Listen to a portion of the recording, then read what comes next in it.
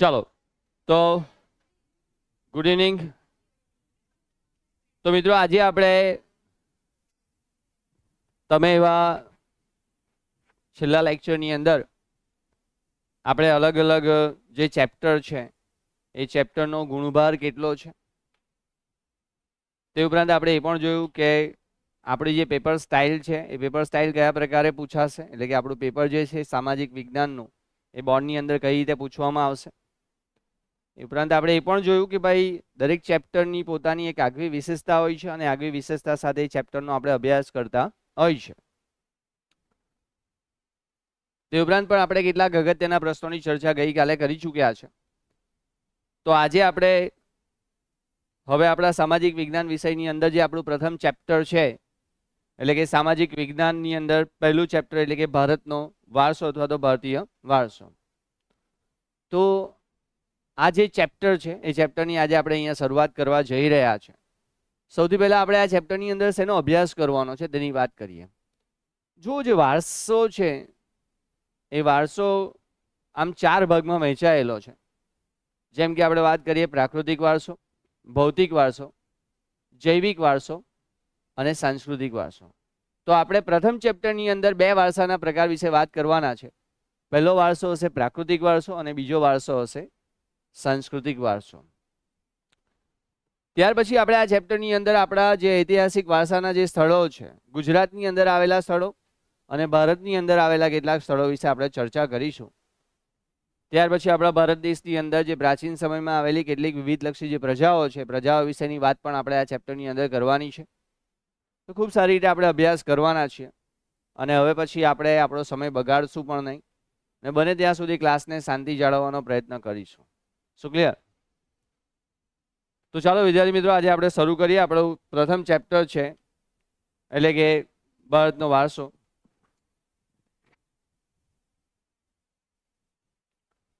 આપણે એની પણ વાતચીત કરી ચૂક્યા હતા કે ભાઈ જનરલ વિકલ્પ પીના એના કેટલા ટોપિક છે. તો ભાઈ એમાં આપણે જોયું હતું કે એની અંદર ટોટલ કેટલા ચેપ્ટર એટલે કે કેટલા માર્ક હશે.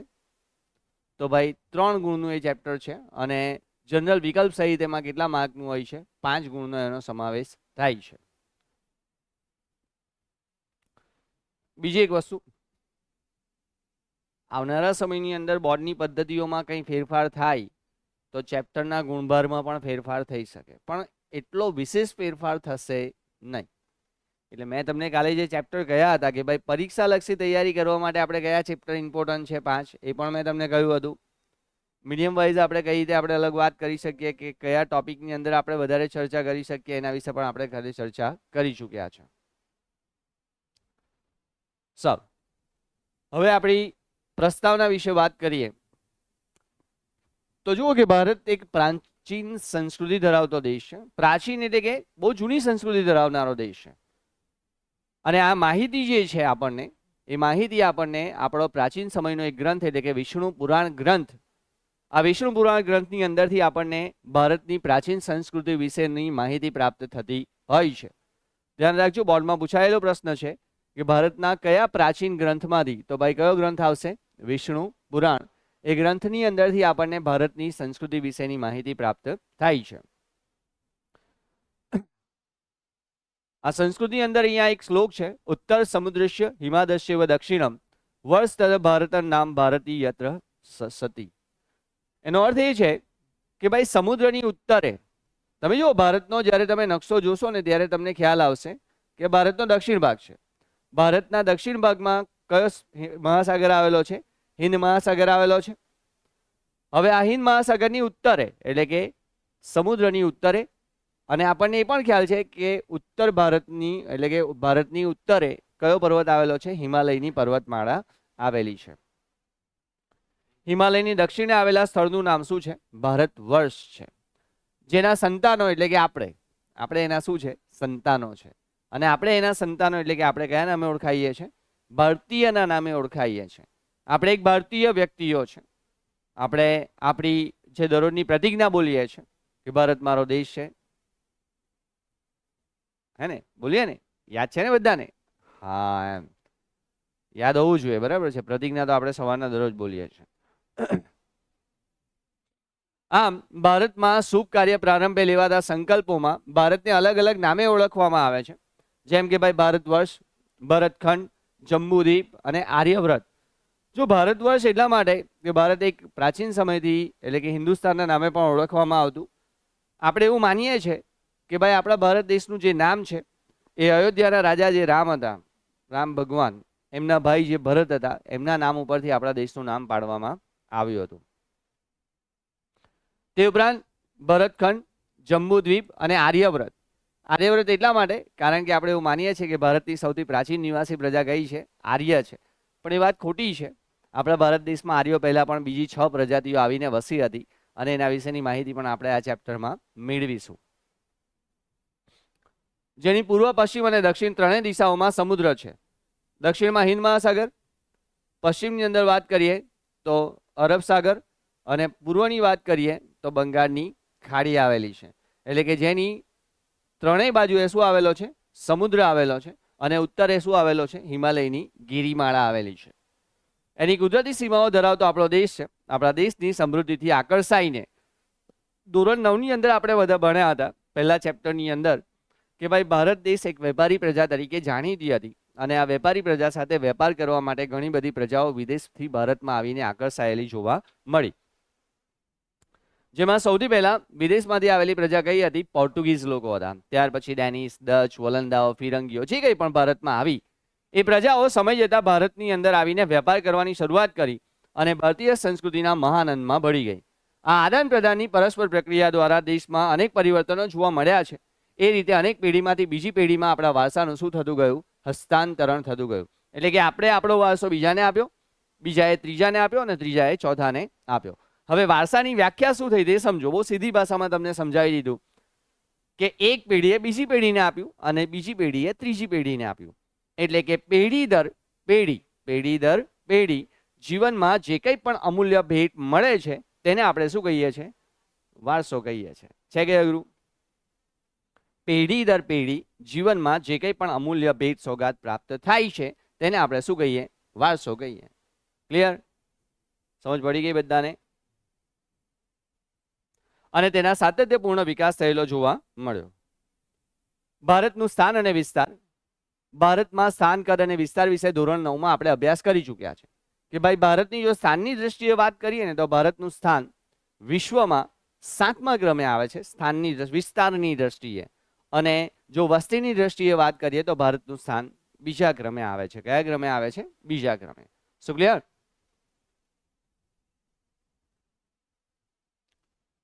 વૈવિધ્યસભર વારસો. આ વારસો ભારત ભૂમિએ આપણને અનેક વિશ્વને સમૃદ્ધ અને વૈવિધ્યસભર વારસો આપ્યો છે. ભારતની સંસ્કૃતિ શાંતિપ્રિય અને વેપારી રહી છે.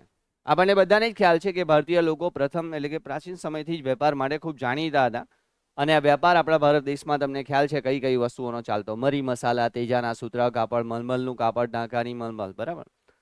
ત્યારબાદ સુરો, ખાર, આ બધી વસ્તુઓનો વેપાર ભારતીય પ્રજા વિદેશની પ્રજા સાથે કરતી હતી. આ ભારતની સંસ્કૃતિમાંથી સત, ચિત્ત અને આનંદનો અનુભવ પ્રાપ્ત થાય છે. તમે જુઓ પ્રાચીન સમયની અંદર આપણા ઋષિ મુનિઓ એ તપ કરતા લાંબો સમય સુધી, વર્ષો સુધી, કઈ કેટલા વર્ષો સુધી એ લોકો હિમાલયની ગિરિમાળામાં, એ લોકો કોઈ પર્વતો ઉપર તપ કરતા. એમના જીવનની અંદર સત્યનું મૂલ્ય વિશેષ હતું. ચિત્ત એકાગ્ર કરવા માટે એ લોકો શું કરતા? ચિત્તને એકાગ્ર કરતા. એટલે કે ચિત્ત, સત અને ચિત્ત, અને એ બંને વસ્તુમાંથી આ ઋષિ મુનિઓ આનંદની અનુભૂતિ પ્રાપ્ત કરતા હતા. અને એટલા માટે ભારતીય સંસ્કૃતિને સત, ચિત્ત અને આનંદની અનુભૂતિ કરાવનારી સંસ્કૃતિ અથવા તો દેશ તરીકે ઓળખવામાં આવે છે. શું ક્લિયર? આ ઉપરાંત અહીં આવીને વસેલી ભિન્ન ભિન્ન સંસ્કૃતિ સાથેના આદાન પ્રદાન થકી ભારતીય સંસ્કૃતિ સમૃદ્ધ બની અને તેને અપનાવેલી અહિંસા અને શાંતિના મૂલ્યોની આજે પણ વિશ્વભરમાં પ્રશંસા સ્વીકારવામાં આવે છે. તમે જુઓ આપણા ભારત દેશની અંદર એક વ્યક્તિ એવા વ્યક્તિ હતા કે જેમણે પોતાના એક લાકડીના પ્રહાર વગર, એક પણ લાકડીના પ્રહાર વગર એમણે આટલી મોટી સત્તાને ભારતમાં ઝુકાવી દીધી. અને એ આપણા ગાંધીજી, જેમણે અસહકારનું આંદોલન કરેલું. એમના બે મૂલ્યો હતા, એમના બે શસ્ત્રો હતા, અહિંસા અને સત્ય. આ માર્ગે થઈને એમણે ભારતના દેશને અંગ્રેજોમાંથી આઝાદી અપાવી અને આ સંસ્કૃતિ વિશે ભારતની જે મેં તમને કહ્યું તેમ કે એની જે પ્રશંસા છે એ સ્વીકારવા યોગ્ય છે. વિશ્વના દેશો પણ આ વસ્તુને સ્વીકારે છે કે ભારત એક જ એવો દેશ છે કે જે અહિંસામાં માનીને પણ લોકોને ઝુકાવી શકે છે.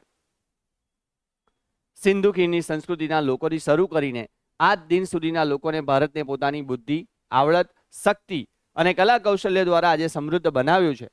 તમે જોશો તો તમને એ પણ ખ્યાલ આવશે કે ભારતના લોકો, ઘણા બધા લોકો એવા છે કે જેમણે ભારતીય સંસ્કૃતિની અંદર પોતાનું પ્રભુત્વ સ્થાપવા માટે, ભારતીય સંસ્કૃતિને સમૃદ્ધ બનાવવા માટે પોતાનું કંઈક ને કંઈક યોગદાન આપ્યું છે. કંઈક ને કંઈક એવી વસ્તુઓની રચના કરી છે. તમે જો વિશ્વના બીજા દેશોમાં તાજમહેલ નથી, આ ભારતની એક અજાયબી છે કે જે વિશ્વના 7 દેશો એટલે કે વિશ્વની અંદર 7 અજાયબીઓ પૈકી એક અજાયબી આપણા ભારત દેશમાં ગણવામાં આવે છે. તમે તાજમહેલને જુઓ તો તમને ખબર પડે કે આનું નિર્માણ કેટલું અઘરું હશે અને કેટલા મહત્વનું નિર્માણ હશે અને કેવી રીતે કરવામાં આવ્યું હશે એ વિચારીને પણ આપણે કલ્પના ન કરી શકીએ. એવી રચના ભારત દેશમાં થઈ છે. તો આ સમૃદ્ધ બનાવાયું છે. ભારતના ભવ્ય વારસાના નિર્માણ અને ઘડતર માટે અનેક ઋષિમુનિઓ, સંતો, વિદુષીઓ, વિજ્ઞાનો, ચિંતકો, કલાકારો, કારીગરો, વૈજ્ઞાનિકો, સંશોધકો, સાહિત્યકારો અને શિક્ષણ શાસ્ત્રીઓ તથા રાજનીતિજ્ઞો. જો આટલી મોટી સંસ્કૃતિનું નિર્માણ કરવું હોય ને તો કોઈ એક બે વ્યક્તિ દ્વારા થઈ શકે નહીં, કોઈ એક બે પરિબળ દ્વારા થઈ શકે નહીં. એમાં ઘણા બધા વ્યક્તિઓએ પોતાનું યોગદાન આપ્યું હોય છે. ઘણા બધા વ્યક્તિઓ એમાં સંમેલન એટલે કે પોતે સામેલ થાય છે અને ત્યારે આટલી મહાન અને ભાતીગળ સંસ્કૃતિનું નિર્માણ શક્ય બની શકે છે. જેમાં આપણે વાત કરીએ તો કારીગરો, વૈજ્ઞાનિકો, સંશોધકો, સાહિત્યકારો, ઋષિમુનિઓ, સમાજ સુધારકો, આ બધા વ્યક્તિઓએ પોતાનો થોડો યક્તિચિક એટલે કે થોડો ફાળો આપ્યો અને આટલો મહાન દેશ એની સંસ્કૃતિનું ઘડતર કરવામાં પોતાનું યોગદાન આપેલું જોવા મળ્યું.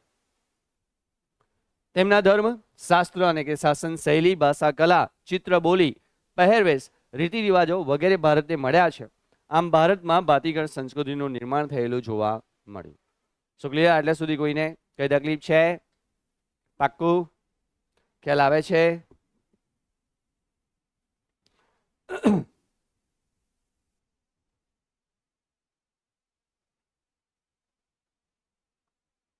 સંસ્કૃતિનો અર્થ જો અહીંયા સંસ્કૃતિની જ્યારે વાત કરવામાં આવે ને ત્યારે 3 વ્યાખ્યા છે સંસ્કૃતિની, અને એ બોર્ડમાં ઘણીવાર આપણને વ્યાખ્યામાં પૂછાય છે, જોડકામાં પૂછાય છે અથવા તો ક્યારેક ખરા ખોટામાં પણ પૂછાય છે. આપણે 3 વ્યાખ્યાને સમજીશું પણ અને હું પૂરેપૂરી રીતે તમને સમજાવી પણ દઈશ. સૌથી પહેલી વ્યાખ્યા છે જીવન જીવવાની રીત. જો એવું ક્યાંય નથી લખ્યું કે દુનિયામાં બધા જ દેશોમાં ખાલી ભારતના લોકો જીવે છે. વિશ્વના ઘણા બધા એવા દેશો છે કે જ્યાં માનવીઓ રહે છે અને જીવન જીવે પણ છે.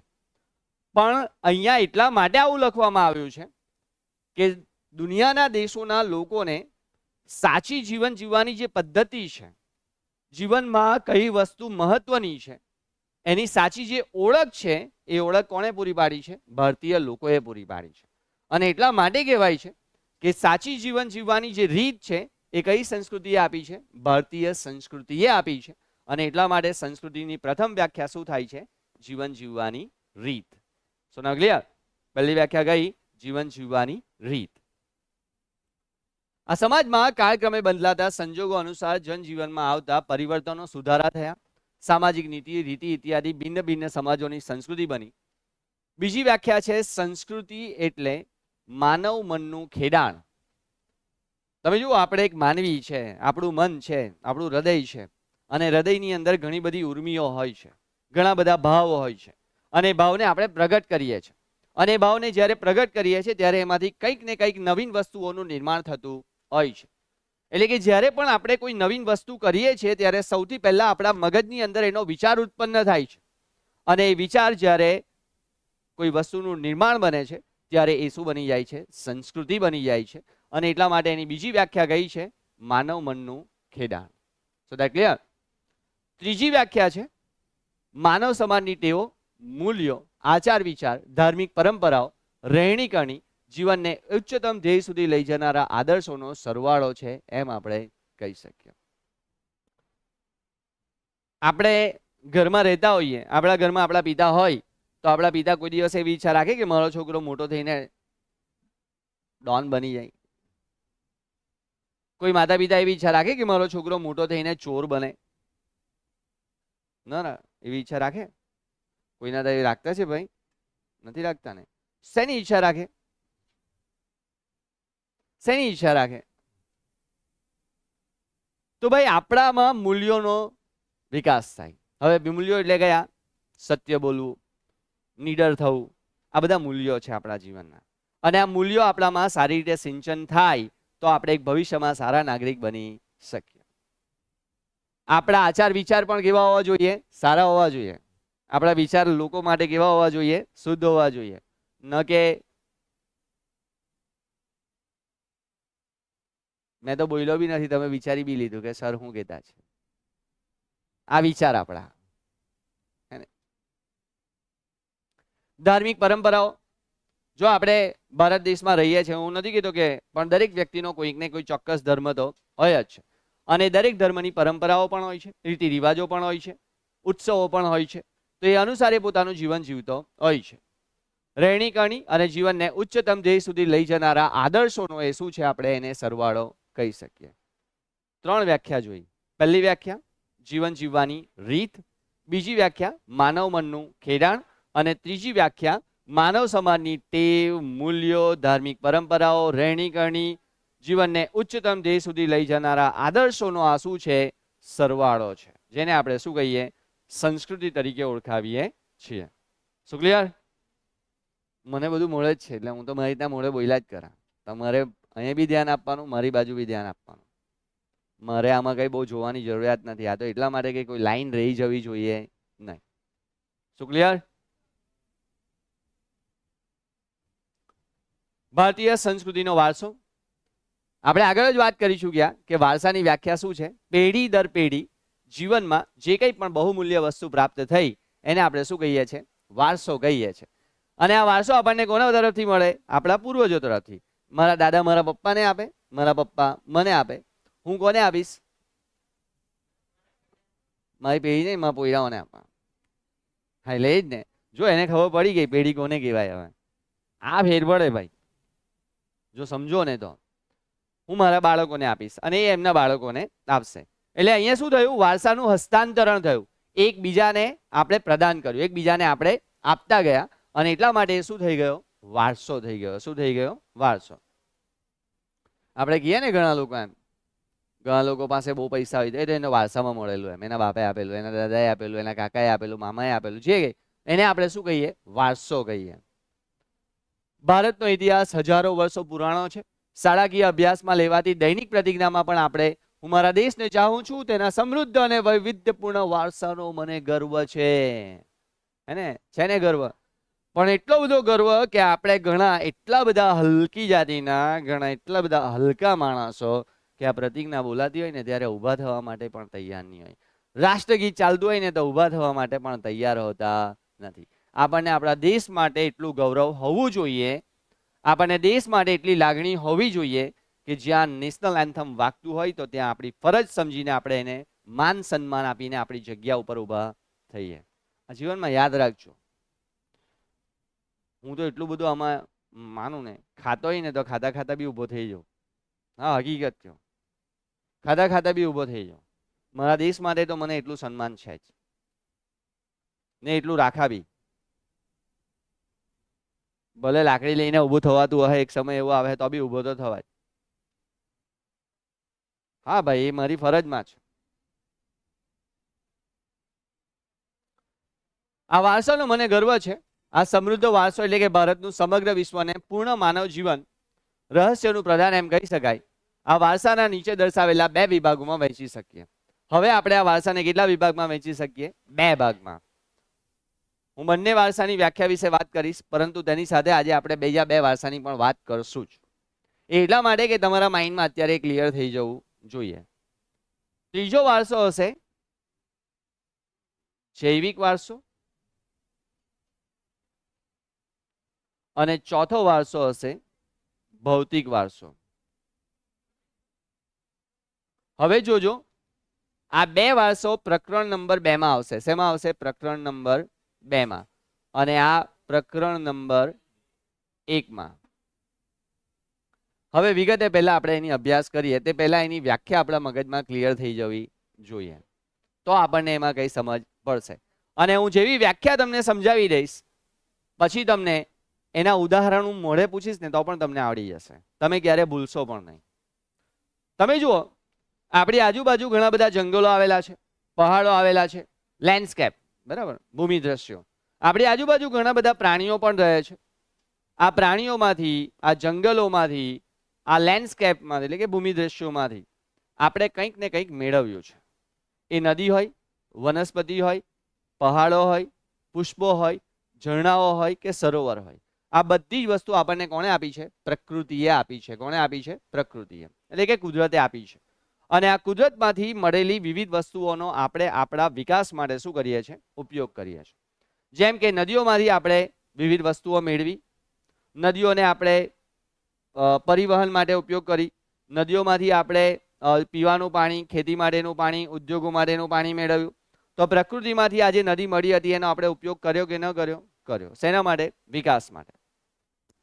જંગલો હતા, જંગલોમાંથી પણ આપણે આડ પેદાશો મેળવી, આ જંગલોમાંથી મળતી વિવિધ વસ્તુઓનો આપણે ઉપયોગ કર્યો અને આપણો વિકાસ સાધ્યો.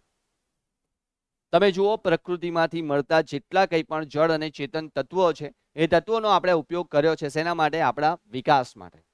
તો એની વ્યાખ્યા કંઈક એવી થાય છે કે ભાઈ પ્રકૃતિ અને માનવ જીવન વચ્ચેના નિકટતમ સંબંધોનું જે પરિણામ આવ્યું એટલે કે આપણો વિકાસ, એ નિકટતમ સંબંધોનું પરિણામ એટલે શું કહેવાય? પ્રાકૃતિક વારસો. શું ક્લિયર? વ્યાખ્યા પાછો કહું છું, પ્રકૃતિ અને માનવ જીવન વચ્ચેના નિકટતમ સંબંધોનું પરિણામ એટલે શું કહેવાય? પ્રાકૃતિક વારસો. તો હવે બોલો, પ્રાકૃતિક વારસાના લક્ષ્ય એટલે કે એના ઉદાહરણ કયા હોઈ શકે? સરસ, વેરી ગુડ, વેરી ગુડ. તમને ખ્યાલ આવી ગયો? જેટલી વસ્તુ આપણને પ્રકૃતિએ આપી એ બધી જ વસ્તુ કયા વારસામાં આવે? પ્રાકૃતિક વારસામાં. હવે તમને કોઈ ઊંઘમાં બી ઉદાહરણ પૂછે તો તમને તમારા મગજમાં આવી જશે. શું ક્લિયર? બીજી વ્યાખ્યા છે ભારતનો સાંસ્કૃતિક વારસો. આ વારસાને છે ને માનવ સર્જિત વારસો પણ કહેવામાં આવે. કયા નામે ઓળખાય? માનવ સર્જિત વારસો. હવે તમને એમ થશે કે માનવ સર્જિત વારસો કેમ કહેવાય? હું એ પણ સમજાવું. આની વ્યાખ્યા કંઈક એવી છે માનવ સર્જિત વારસાની કે માનવીએ પોતાની બુદ્ધિ, કલા, કૌશલ્ય અને આવડત દ્વારા જે કંઈ પણ વસ્તુનું નિર્માણ કર્યું, જે કંઈ પણ વસ્તુનું સર્જન કર્યું એને આપણે શું કહીએ? સાંસ્કૃતિક વારસો કહીએ. તમે જુઓ, તાજમહેલ બન્યો તો તાજમહેલને બનાવવા પાછળ પણ માણસે પોતાના કૌશલ્ય તો વાપર્યા, બુદ્ધિ ચાતુર્યનો ઉપયોગ પણ કર્યો હશે, કારણ કે તાજમહેલ એમ જ તો નહીં બની જાય ભાઈ. એનું કન્સ્ટ્રક્શન એટલે કે વિશ્વના એવા કન્સ્ટ્રક્શનમાં એનું નામ આવે છે. બાકી યાદ રાખજો, નદીના કિનારે કોઈ આટલું મોટું સ્ટ્રક્ચર બનાવવું સહેલું હતું નહીં, કારણ કે જમીનમાં ધસી જાય આટલું ભારે જો કોઈ સ્ટ્રક્ચર બનાવેલું હોય ને. આજ દિન સુધી તાજમહેલ એની જગ્યા ઉપરથી જરાક પણ નીચે દબાયો નથી. તમે વિચાર કરો કેવી ટેકનોલોજીનો તે સમય દરમિયાન ઉપયોગ થયો હશે. ખાલી એકવાર એના યુટ્યુબ પર સર્ચ કરીને જોજો, તમને ખબર પડશે કે તે સમયના એન્જિનિયરો કેવી બુદ્ધિ વાપરતા. ત્યારે આટલું મોટું સ્ટ્રક્ચર, આટલું વજનવાળું સ્ટ્રક્ચર હજુ જમીનમાં જરા પણ નીચે દબાયું નથી. તો માનવીએ પોતાની બુદ્ધિ, કલા, કૌશલ્ય અને આવડત દ્વારા જે કંઈ પણ વસ્તુનું સર્જન કર્યું, નિર્માણ કર્યું એને આપણે શું કહીએ? સાંસ્કૃતિક વારસો. અને માનવીએ નિર્માણ કર્યું છે અને એટલા માટે એને કયો વારસો કહેવાય? માનવ સર્જિત વારસા તરીકે પણ ઓળખવામાં આવે છે. ખ્યાલ આવે છે? હવે એવા કઈ વસ્તુ છે કે જેનું નિર્માણ માનવીએ કર્યું છે? તો ભાઈ મંદિરો, મસ્જિદો, મકબરાઓ, સ્તૂપો, મહેલો, ચૈત્ય, વિહાર, આ બધી જ વસ્તુઓનું નિર્માણ કોણે કર્યું? માનવીએ કર્યું. અને એટલા માટે કયો વારસો કહેવાય? સાંસ્કૃતિક વારસો. શું ક્લિયર? હું કઈ? હા, એ પછી તમને કહીશ. એ છે ને બૌદ્ધ ધર્મ સાથે જોડાયેલી બાબતો છે, એની વિશે પણ આપણે ચર્ચા કરીશું. અત્યારે ખાલી આપણે આના વિશે જાણી લઈએ. તહેવારો છે ને સંસ્કૃતિમાં આવે, આપણે એની વ્યાખ્યા જોઈ યાદ હોય તો. બરાબર. હવે આપણે વાત કરવાના છે જૈવિક વારસા વિશે. જૈવિક વારસો કોને કહેવાય? તમારી સામે છે, મારી સામે પણ છે. હવે તમને કન્ફ્યુઝ થઈ ગયા, સર તમારી સામે પણ છે ને અમારી સામે પણ છે, એટલે આ એક જૈવિક વારસો જ છે. અને મારી સામે તમે બેસેલા છે તે પણ જૈવિક વારસો જ છે. જેમ કે ભાઈ, બાળકને માતા પિતા તરફથી મળેલા શારીરિક અને માનસિક લક્ષણોને શું કહીએ? જૈવિક વારસો કહેવાય. બાળકને માતા પિતા તરફથી મળેલા શારીરિક અને માનસિક લક્ષણોને શું કહેવાય? જૈવિક વારસો. જેમ કે મારા પપ્પા મમ્મીની હાઈટ જો ઊંચી હોય તો મારી હાઈટ કેવી આવે? ઊંચી જ થાય, સ્વાભાવિક વાત છે. જો આ છોકરીના મમ્મીના વાળ જો કાળા સરસ લાંબા અને સુંદર હોય તો સમય જતા એના વાળ પણ કેવા થાય? જીન્સ, આપણે ખબર ને ડીએનએ કહીએ, સાયન્સમાં ભણેલા ડીએનએ જીન્સ, એના આધારે આપણું બોડીનું સ્ટ્રક્ચર નક્કી થાય કે મારું જૈવિક વારસો કયા પ્રકારનો છે. મારા મમ્મી પપ્પાની આંખ જો માંજરી હોય, બરાબર, કથ્થઈ કલરની, તો 99% મારી આંખ કેવી આવે? કથ્થઈ જ આવે, કારણ કે વારસો જેવો છે. સમજ પડે છે? મારા પપ્પા મમ્મીને જો ઘણા લોકોને આપણે કહીએ, તમે સાંભળ્યું હશે, ઘણા લોકોને છે ને નાની ઉંમરમાં સુગર થઈ જાય, તો એના પાછળનું મૂળ રીઝન કયું હશે ખબર છે? તમે જોજો એના કુટુંબમાં કોઈને ને કોઈને નાનપણથી સુગર હશે જ, તો જ એનામાં એ સુગર આવે. હવે એનું મૂળ મેઇન રીઝન કયું? કારણ કે એના ડીએનએ જેવા હતા. તો આવા જે કંઈ પણ માતા પિતા તરફથી મળેલા શારીરિક અને માનસિક લક્ષણો છે તેને આપણે કયો વારસો કહીએ? જૈવિક વારસો. ખ્યાલ આવી ગયો? ત્યાર પછી જે છેલ્લો ભૌતિક વારસો. ભૌતિક એટલે સંપત્તિ સાથે જોડાયેલી બાબત છે, ભૌતિક વસ્તુઓ સાથે જોડાયેલી બાબત છે. વ્યાખ્યા કંઈક એની એવી છે કે પૂર્વજો તરફથી મળેલી સ્થાવર અને જંગમ મિલકતને ભૌતિક વારસો તરીકે ઓળખવામાં આવે છે. પૂર્વજો તરફથી મળેલી સ્થાવર અને જંગમ મિલકતને આપણે કયા નામે ઓળખાવીએ? ભૌતિક વારસો. જેમાં શું આવી શકે? ઘર, જમીન, મૂડી એટલે કે પૈસા, ઘરેણા, આ બધી વસ્તુ શેમાં આવે? ભૌતિક વારસામાં આવે. શું ક્લિયર? ચારે ચાર વારસામાં ખ્યાલ આવી ગયો? સમજ પડી ગઈ? છે કઈ અઘરું? પાક્કું? ન ખ્યાલ આવેલું એવું કઈ હોય તો મને કહી દેજો. હા, ચોથું, હા, એટલે ભૌતિક વારસો. ઓકે. પૂર્વજો તરફથી મળેલી સ્થાવર અને જંગમ મિલકતને શું કહેવાય? ભૌતિક વારસો કહેવામાં આવે છે. ઉદાહરણ તરીકે માતા પિતા તરફથી મળેલું ઘર, માતા પિતા તરફથી મળેલી જમીન, માતા પિતા તરફથી મળેલા ઘરેણા, માતા પિતા તરફથી મળેલી મૂડી એટલે કે પૈસા, એ બધી વસ્તુ શેમાં આવે? ભૌતિક સુખમાં આવે. તમે કહીએ ને આપણે આ તો બધું ભૌતિક સુખ છે, આ તો ક્યારે જતું રહી ખબર નહીં, તો એ બધો વારસો કયો કહેવાય? ભૌતિક વારસામાં એનો સમાવેશ થાય છે. ચારે ચાર વારસામાં ખ્યાલ આવી ગયો? સમજ પડી ગઈ? પાક્કું?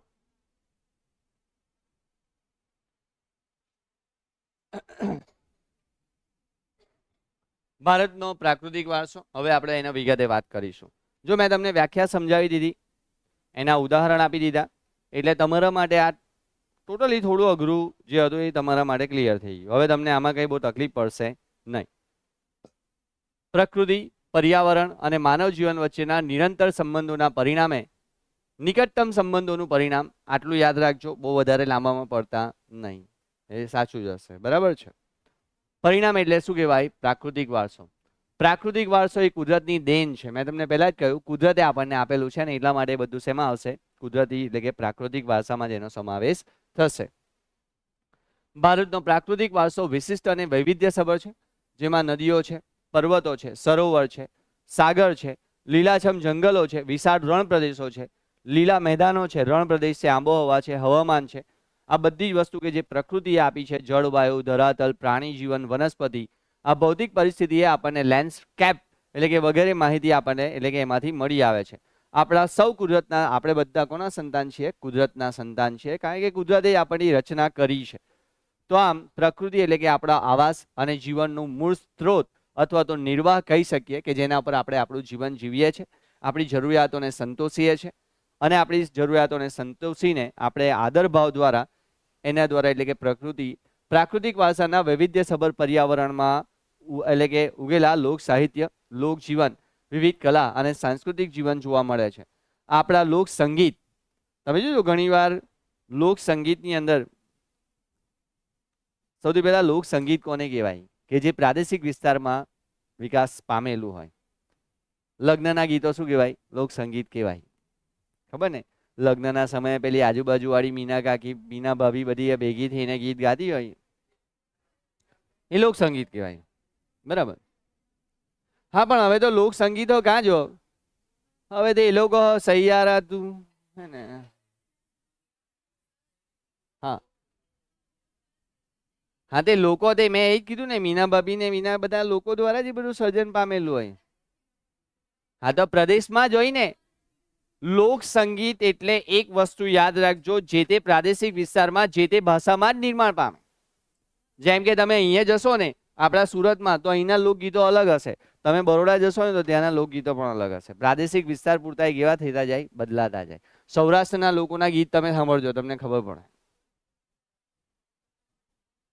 આપણા લોક સંગીત અને શાસ્ત્રીય સંગીતમાં પણ ઋતુઓ, ચાલો બસ હવે તમે જોજો, આપણે આ લોકગીતોમાં સંગીતની સાથે સાથે ઋતુઓનું વર્ણન પણ હોય છે, પ્રકૃતિનું પણ વર્ણન હોય છે. આપણા ગીતો, લોકગીતો, કવિતાઓ, નિબંધો અને પ્રકૃતિ અને સંસ્કૃતિના પ્રતિબિંબ હોય છે. નિસર્ગોપચાર એટલે કે તમે જોયું હશે કે પ્રકૃતિમાંથી મળતા વિવિધ તત્વોનો ઉપયોગ કરીને આપણે નેચરોથેરાપીને પણ વિકસાવી છે. આપણે આપણા ઉપચાર પણ એમાંથી કરીએ છીએ. આપણે ઉપચાર કરીને આપણે એમાંથી વિવિધ પ્રકારની સંતુષ્ટિ પ્રાપ્ત કરતા હોઈએ છીએ, જેને શું કહેવાય? નેચરોથેરાપી. આયુર્વેદિક, યુનાની જેવી ચિકિત્સા પદ્ધતિને પ્રકૃતિ પર આધારિત આપણા ત્યાં જોવા મળે છે. તમે જોયું હશે કે ભાઈ આપણા પ્રાકૃતિક વારસાની અંદર તમે જોજો પંચતંત્રની વાર્તાઓ અને બૌદ્ધ ધર્મની જાતક કથાઓનો ઉલ્લેખ પણ જોવા મળે. પંચતંત્રની વાર્તા એટલે કઈ વાર્તા ખબર? તમે જ્યારે નાના હતા ત્યારે તમારા દાદા કે દાદી હોય તો એ લોકો તમને બેસાડતા અને પછી કહેતા, બેટા એક મોટું જંગલ હતું એમ ને એમાં એક વાઘ રહેતો એમ, હે ને, કહેતા ને આવી વાર્તા. ટીચર લોકો બી કહેતા કે એક જંગલ હતું, એમાં એક રાજા જતો હતો, એમાં એક આવું થયું તેવું થયું. હવે આ બધી વસ્તુનો મેઇન ઉદ્દેશ્ય શું હતો? તો મેઇન ઉદ્દેશ્ય એટલો જ હતો કે ભાઈ એનાથી આપણને કંઈ શીખ મળતી, એનાથી આપણે કંઈક નવું શીખતા, આપણામાં એક સારા મૂલ્યોનું સર્જન થતું. જેમ કે તમે જોયું હશે કે પેલી એક વાર્તા હતી ભાઈ કે એક શિયાળ હતું ને શિયાળને ભૂખ લાગેલી, શિયાળ જંગલમાં ગયું, એને દ્રાક્ષનો વેલો જોયો પણ એ બહુ કૂદ્યું પણ ત્યાં સુધી પહોંચી શક્યું નહીં, અને પછી એને શું કીધું કે દ્રાક્ષ તો કેવી છે? ખાટી છે. તો એમાંથી પણ આપણે કંઈક શીખ્યા. બીજી પણ એક વાર્તા હતી પેલા કાગડાવાળી કે ભાઈ કાગડાને પાણી પીવાની તરસ લાગેલી, એને કૂજામાં પાણી જોયું પણ પાણી કેવું હતું? ઊંડે હતું. એને એક એક પથ્થર નાખ્યો અને એક એક પથ્થર નાખીને પાણી ઊંચે આવ્યું ને પાણી પીને પછી રાજી થઈ ગયો. અહીંયાથી આપણને કંઈ શીખ મળતી. એવી પંચતંત્રની વાર્તાઓ અને બૌદ્ધ જાતક ધર્મની કથાઓમાં પણ આ પ્રકૃતિ વિશેના તત્વોની વર્ણન કરવામાં આવ્યું છે. સો ક્લિયર? આગળ હવે આપણે વાત કરવાના છે ભૂમિ દ્રશ્યો, ધ લેન્ડસ્કેપ. તમે જોજો ભૂમિ દ્રશ્યો તમે આજુબાજુ જોયા હશે. કોઈ જગ્યાએ પર્વતો હોય, ક્યાંક સમતલ મેદાનો હોય, તો એને આપણે શું કહીએ? લેન્ડસ્કેપ કહીએ, ભૂમિ દ્રશ્યો કહીએ. આ ભૂમિ આકારો અને તેને લગતા ભૂપ્રદેશોનું વર્ણન થાય છે. દાખલા તરીકે હિમાલયનો પર્વતીય પ્રદેશ એક ભૂમિ આકાર છે. હિમાલયમાં અનેક પ્રકારની વનસ્પતિઓ જોવા મળે, પ્રાણીઓ જોવા મળે, હવામાન અને હિમાચ્છાદિત શિખરો જોવા મળે. તેમાંથી હિમાલય એક સંપૂર્ણ ભૂદ્રશ્ય છે. દરિયાકાંઠે આવેલા પ્રદેશ પણ એક ભૂદ્રશ્ય છે. હિમાલયમાં અમરનાથ, બદ્રીનાથ, કેદારનાથ જેવા યાત્રાધામો આવેલા છે. નંદા દેવી જેવા શિખરો પણ જોવા મળે છે. ભારત માટે હિમાલયનું મહત્વ ઘણું છે અને આપણે બધા જ જાણીએ છીએ કે હિમાલય એક પ્રાકૃતિક સ્થાન છે અને આ હિમાલયની અંદર ઘણી બધી ગિરિમાળાઓમાં ઘણા બધા જંગલો આવેલા છે અને જંગલોમાંથી મળતી વિવિધ ઔષધિઓ, વિવિધ વનસ્પતિઓનો આપણે ઉપયોગ કરીને આપણો વિકાસ સાધીએ છીએ. આપણા કંઈક કેટલા એવા શિખરોની અંદર આવેલા આપણા યાત્રાધામો પણ છે, જેમાં નંદાદેવી, કેદારનાથ, બદ્રીનાથ, આ બધા જ યાત્રાધામોને પણ આપણે આ પર્વતીય વિસ્તારોની અંદર સામેલ કરેલા જોવા મળે છે. So that clear?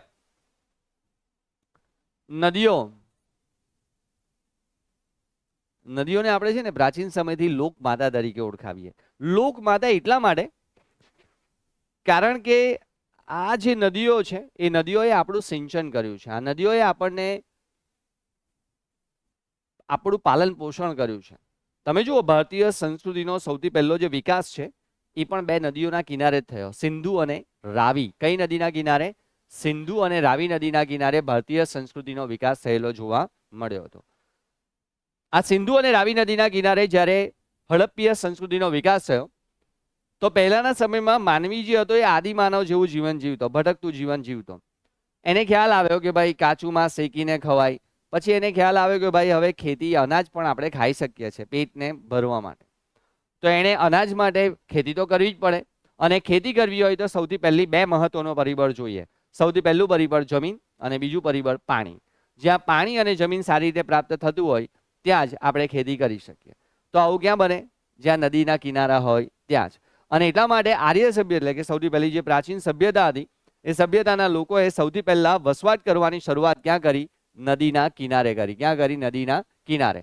અને આમ કરીને સૌથી પહેલા એમણે ભારતીય સંસ્કૃતિની અંદર એટલે કે એક સ્થાયી જીવન જીવવાની શરૂઆત કરેલી જોવા મળી. કઈ નદીના કિનારે? સિંધુ અને રાવી નદીના કિનારે. સો ક્લિયર? પ્રશ્ન પૂછાયેલો છે બોર્ડમાં, યાદ રાખજો કે ભારતીય સંસ્કૃતિની સભ્યતાનો સૌથી પ્રથમ વિકાસ અથવા તેનું લાલન પોષણ કઈ નદીના કિનારે થયું હતું? તો સિંધુ અને રાવી. આ પ્રકૃતિ દ્વારા પૂરી પાડતી પાણીની નદીઓ છે. ભારતીય સંસ્કૃતિ સિંધુ અને ગંગા નદીના કિનારે ફૂલી અને ફાલી છે. સિંધુ, ગંગા, યમુના, સરસ્વતી, નર્મદા, ગોદાવરી, કૃષ્ણા, કાવેરી જેવી અનેક નદીઓએ ભારતના લોકજીવન ઉપર ઘણી અસરો, પ્રગાઢ અસરો ઉપજાવી છે. આ ઉપરાંત પીવાનું પાણી, ખેતીનું પાણી, સિંચાઈ, નૌકા વહન, વીજ ઉત્પાદન વગેરે માટે નદીઓનું મહત્વ આજે પણ આપણે ત્યાં વિશેષ જોવા મળે છે. તમે વિચાર કરો, નદીઓ આપણને કોઈ એક રીતે ઉપયોગી નથી. કોઈ નદી ઉપર જ્યારે બંધ બાંધવામાં આવે ત્યારે એને બહુહેતુક યોજના કહેવામાં આવે. કયા નામે ઓળખાય? બહુહેતુક યોજના. હવે તમે વિચારો કે એને બહુહેતુક યોજના કેમ કહેવામાં આવતી હશે? તો ભાઈ, જ્યારે પણ કોઈ નદીઓ ઉપર બંધ બાંધવામાં આવે ત્યારે એનાથી એકથી વધારે હેતુઓ આપણે સિદ્ધ કરી શકીએ. જેમ કે નદીઓ ઉપર કોઈ બંધ બાંધવામાં આવે તો સૌથી પહેલા તો લોકોને પીવા માટેનું પાણી મળી રહે, ખેતી માટેનું પાણી મળી રહે, ઉદ્યોગો માટેનું પાણી મળી રહે, જળ વ્યવસ્થાપન કરી શકીએ, પૂર આવતું અટકાવી શકીએ, જમીનનું ધોવાણ અટકાવી શકાય, વીજ ઉત્પાદન માટે ઉપયોગમાં લઈ શકાય, નૌકા પરિવહન માટે આપણે એનો ઉપયોગ કરી શકીએ, પ્રવાસ પર્યટનના સ્થળોનો વિકાસ કરી શકીએ. તમે વિચાર કરો, એકથી વધારે હેતુઓ આ નદીઓ ઉપર બંધ બાંધવાથી સિદ્ધ થાય છે. અને એટલા માટે નદીઓ પર બંધ બાંધવાની ઘટના અથવા તો પ્રક્રિયાને આપણે બહુહેતુક યોજના તરીકે ઓળખાવીએ છીએ. સો ક્લિયર? આમ નદી કિનારે વસેલા શહેરો તમે એ પણ જોયું હશે. તમે જોજો, આપણા ભારત દેશના નહીં, માત્ર ગુજરાતની જ વાત કરી લઉં. ગુજરાતના જેટલા કંઈ પણ મોટા શહેરો છે, તમે જોયું હશે કે કોઈક ને કોઈક નદીના કિનારે જ વિકાસ પામ્યા છે. જેમ કે આપણે વાત કરીએ સુરત, તાપી નદીના કિનારે, વડોદરા, મહી નદીના કિનારે, અમદાવાદ, સાબરમતી નદીના કિનારે. કોઈ પણ એવું મોટું શહેર તમે જોશો તો તમને ખ્યાલ આવી જશે કે આ શહેરો મોટે ભાગે આવી સભ્યતાનો વિકાસ ક્યાં થાય છે? કોઈ નદીના કિનારે જ થયેલો જોવા મળે છે. શું ક્લિયર? આ વિકાસ પામે છે. નદીઓના સ્નાન કરવાથી માનસિક શાંતિ મળે છે. અને એટલા માટે આપણે ઘણા બધા લોકો મહાકુંભ મેળામાં ગંગા નદીના સ્નાન કરવા માટે જાય છે. એવું કહે છે કે પાપ ધોવાઈ જાય. પણ આપણે એટલા બધા ખતરનાક માણસો એ જ નદીનું પાણી પાછું લાવીને ઘરમાં છાંટીએ. એટલે કે પહેલા પાપ ધોયા અને પછી એ જ પાપ આખા ઘરમાં છાંટ્યા. છેલ્લે પાછા એ જ પાપ ઘણા તો પીવડાવે લોકોને. એટલે પાપ પીતો પીતો જજે ભાઈ, ગંગાજળ પીવડાવે ને ચમચી ચમચી એ પાછું એમ. આપણી બુદ્ધિ એટલે માનવીની બુદ્ધિ એટલે સૌથી ઉપલી કક્ષાની બુદ્ધિ એમ. પાછા ઘણા કે પાછા ફિલ્ટર કરેલું પાણી છે એમ. એટલે પણ પેલા પાપ અંદર બધા બોળાયેલા તેનું શું કરવું એમ? ના, એવું ઘણું બધું છે. તમને જાણીને ભલે આશ્ચર્ય થાય, પણ હકીકતમાં કેવું, આપણે છે ને ઘણીવાર બુદ્ધિનું પ્રદર્શન કરીએ. એક સમય એવો હતો, તમે જોયું હશે કે તાંબાનું ફિલ્ટરેશન, તાંબુ છે ને એ પાણીને આપણે તાંબાના બાટલામાં એટલે કે તાંબાની બોટલમાં આપણે પાણી ભરીએ અને સવારે પીએ. પણ હજુ સુધી એનું કોઈને સાચી પદ્ધતિ જ ખબર નથી. એકચ્યુઅલી જો તાંબાની બોટલમાં તમારે પાણી ભરવું હોય ને તો કોઈ દિવસ એને જમીન ઉપર કે લોખંડ ઉપર નહીં મુકાય. તમારે તાંબાની બોટલમાં પાણી ભરવું હોય ને તો એને લાકડા ઉપર મૂકવાનું રાખો. કારણ કે એમાં ઇલેક્ટ્રોન હોય ને જો તમે એને જમીનના સંપર્કમાં રાખો ને તો એ ઇલેક્ટ્રોન એ શોષી લે. એટલે હંમેશા માટે તાંબાની બોટલમાં કે એમાં તાંબાના પેલા એમાં તમે પાણી ભરેલું હોય ને તો એને પથ્થર ઉપર કે જમીન ઉપર ન રખાય, પણ એને ક્યાં રખાય? લાકડા ઉપર રખાય. પહેલાના સમયના લોકો તાંબાના સિક્કા હતા. પહેલાના સમયમાં તાંબા અને સોનાના સિક્કા આવતા, ચાંદીના સિક્કા આવતા. તો લોકો એને નદીમાં નાખતા એટલા માટે કે પાણી શુદ્ધ થાય. હકીકતમાં કેવું, પાણી એનાથી શુદ્ધ થાય. પણ હવેના લોકો એટલા બધા બુદ્ધિનું પ્રદર્શન કરે કે હવે સ્ટીલના સિક્કા જમીન એમાં નાખે. યોગ્ય છે?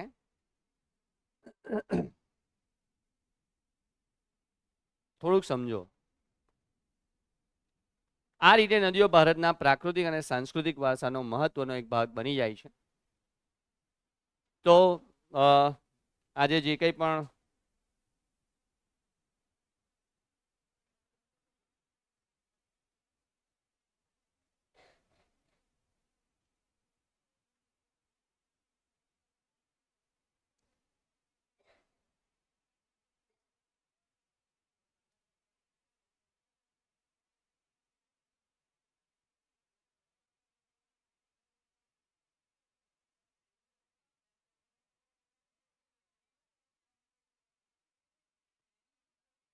તો મિત્રો આજે આપણે જે કંઈ પણ ટોપિક ભણ્યા તમે જોયું કે આપણે ભાઈ સૌથી પહેલાં વારસાની વ્યાખ્યાની વાત કરી, ભારતના સ્થાન વિશે વાત કરી, વારસાના અલગ અલગ પ્રકારો વિશે વાત કરી, જેની અંદર આપણે ચારે ચાર વારસાની વ્યાખ્યા પણ જોઈ, વારસો શું છે એનો પણ આપણે અભ્યાસ કર્યો. એમાં સાંસ્કૃતિક વારસા અને પ્રાકૃતિક વારસાના અલગ અલગ જે કંઈ પણ વિભાગો હતા એના વિશે પણ આપણે ચર્ચા કરી. તો આઈ હોપ કે આજે જે કંઈ પણ ટોપિકો આપણે ભણ્યા છે, જે કંઈ પણ આપણે વિષયો વિશે વાત કરી એમાં આપ સૌને સમજ પડી ગઈ હશે. આપણે આવતીકાલના લેક્ચરની અંદર આનાથી આગળનો જે સેકન્ડ પાર્ટ છે એના વિશેનો અભ્યાસ આવતીકાલે શરૂ કરીશું. So okay, thank you.